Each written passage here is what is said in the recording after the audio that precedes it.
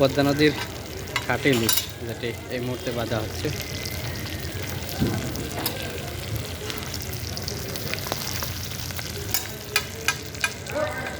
এখানে আগের মতো খুব লোক সমাগম নেই। একসময় এখানে দাম দর তো করাই যেত না, যারাই আসতো তাদের ইচ্ছে মতো যাই দাম রাখতো। এখন কিন্তু সেই বিষয়টা নেই। আজকে কয়টা এখন পর্যন্ত পাচ্ছ মাছ?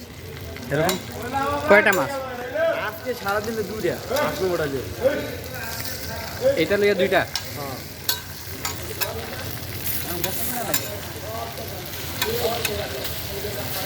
ইলিশ ছাড়া কি আর এখানে আর কিছু আছে? চিংড়ি আছে, নদীর পাঙ্গাস আছে, তারপরে অন্য বিভিন্ন আইটেমের মাছ আছে। একটা মাছ বাজার করতে কত সময় লাগে? একবারে নিমে 5 মিনিট লাগে, আর এই যদি 10 মিনিটও বাজে দেওয়া তো আধা ঘন্টা লাগে।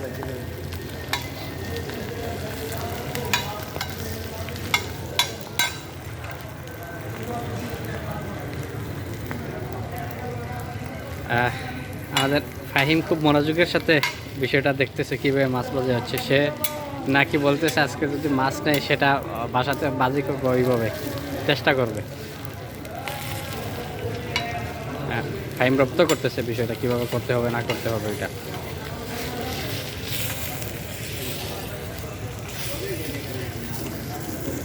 ভীষণ মনোযোগের সাথে, অত্যন্ত মনোযোগের সাথে কাজ করতেছে ভাইটি। আজ এ পর্যন্ত মাত্র 2টি মাছ বাজে করছে সে। এখন খুব একটা বিক্রি নেই। এখন কিন্তু অনেক দোকানগুলো বন্ধ হয়ে গেছে এই মাওয়া শিমুলিয়া ফেরিঘাটে, লৌহজং। আমাদের মাছটি এখন এই কিছু অংশ দিয়ে তারা ভর্তা করবে, ভর্তা।